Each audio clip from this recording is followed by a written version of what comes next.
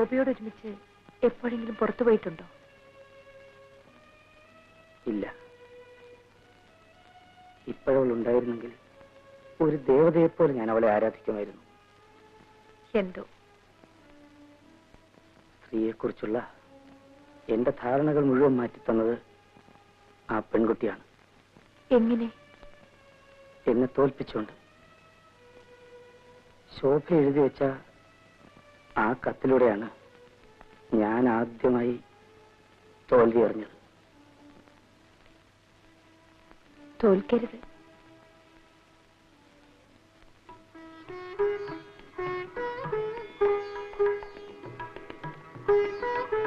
തോൽക്കാൻ പാടില്ല.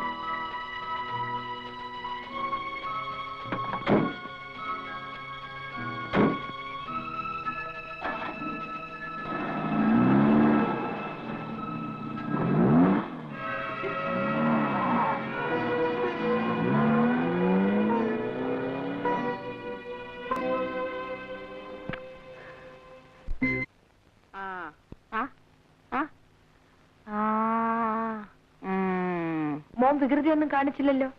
മോള് വന്നോ? അമ്മയെ കാണാൻ ഒരാള് വന്നിട്ടുണ്ട്. എന്നെ കാണാനോ? ആരാ മോളെ? എന്നെ കാണാൻ ആരാ? അതല്ലമ്മേ, അമ്മയൊന്ന് കാണണം. വരൂ.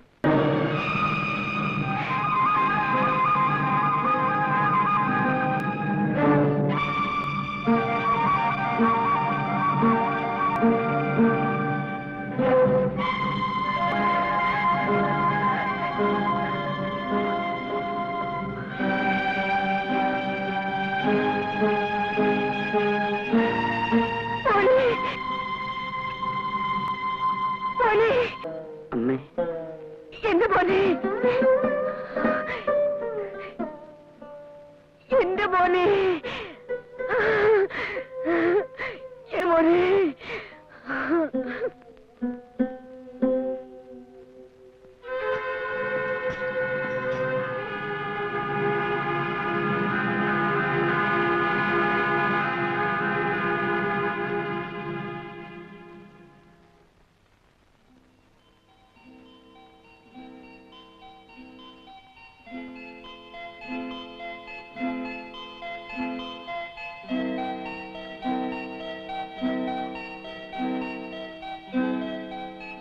കല്യാണിക്കുട്ടി,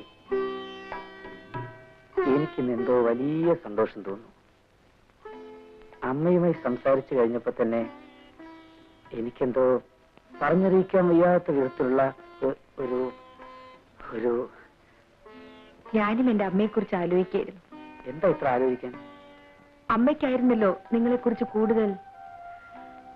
അമ്മയുണ്ടായിരുന്നെങ്കിൽ അവരായിരിക്കും ഇന്ന് ഏറ്റവും കൂടുതൽ സന്തോഷിക്കുന്നത്. കല്യാണിക്കുട്ടി, എന്റെ ജീവിതത്തിൽ നീ നേരത്തെ കടന്നു വന്നില്ലല്ലോ എന്നോർത്ത് എനിക്ക് ദുഃഖം തോന്നുന്നു. ഇനി ഞാൻ ഒരു തെറ്റും ചെയ്യില്ല. നമ്മുടെ ജീവിതത്തിൽ പ്രശ്നങ്ങളേ ഉണ്ടാവില്ല.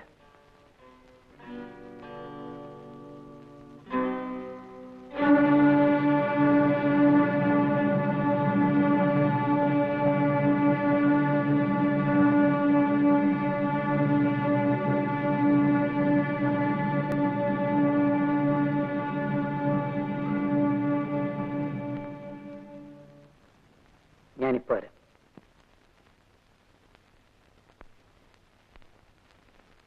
വരട്ടരുത്.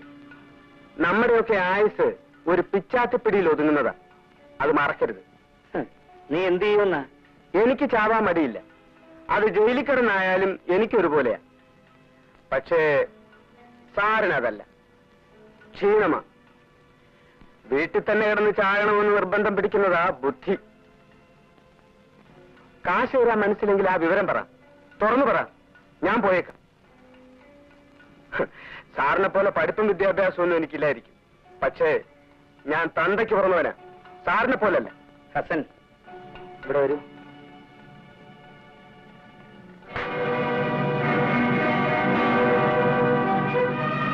എടാ, ഇത്തവണ കൂടെ ഞാൻ എന്തെങ്കിലും തരും.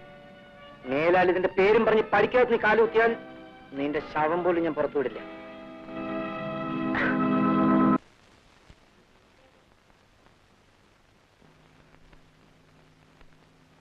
ഇന്ന് സാധ്യമല്ല എന്ന് പറഞ്ഞാൽ പിന്നെ ഒരിക്കലും സാധ്യമല്ല എന്നർത്ഥം എടുക്കരുത്. ഇന്നെന്തുകൊണ്ട് സാധ്യമല്ല? കുഞ്ഞെ, എനിക്ക് ആ ചോദ്യം ഇഷ്ടപ്പെട്ടില്ല. ഞാൻ സൗജന്യമൊന്നും ആവശ്യപ്പെട്ടില്ല. അവകാശമാണോ? അതെ. നിന്റെ കൊടികുത്തിയ അമ്മാവന്മാരുണ്ടല്ലോ, അവന്മാര് പോലും എന്റെ മുമ്പിൽ നിന്ന് ഇങ്ങനെ സംസാരിച്ചിട്ടില്ല. പിന്നാണ് ഇന്നലത്തെ നീ. മനുഷ്യനെ നാണം വേണം. കൊടുക്കാനല്ലേ മനസ്സിൽ വരാൻ.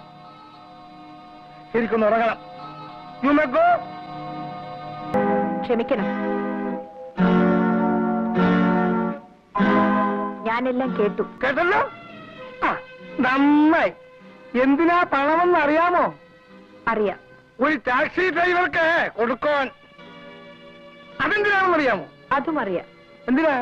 ക്രോസ് ചെയ്യാണോ? അത് വേണ്ട. ഉടമസ്ഥൻ മുതൽ ചോദിക്കുക, സൂക്ഷിപ്പുകാരൻ വരട്ടുക. അത് കൊള്ളാം, അസലായിട്ടുണ്ട്. വേണമെങ്കിൽ ഞാൻ എല്ലാം കൂടെ വാരിക്കൊരിയും കൊടുത്തേക്കാം. എനിക്കെന്തിനാ? എല്ലാം കുഞ്ഞിന്റെ മുതലേ. ഞാൻ വെറും ഒരു ട്രസ്റ്റി. ട്രസ്റ്റി? 10-35 വയസ്സായ ഒരു മനുഷ്യന്റെ സ്വത്തുക്കൾക്ക് ഒരു ട്രസ്റ്റി?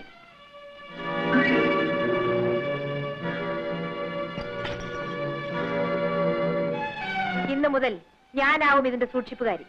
നിങ്ങൾക്ക് എന്ത് വേണോ അപ്പപ്പോ എന്നോട് ചോദിച്ചാൽ മതി, ഞാൻ തരാം.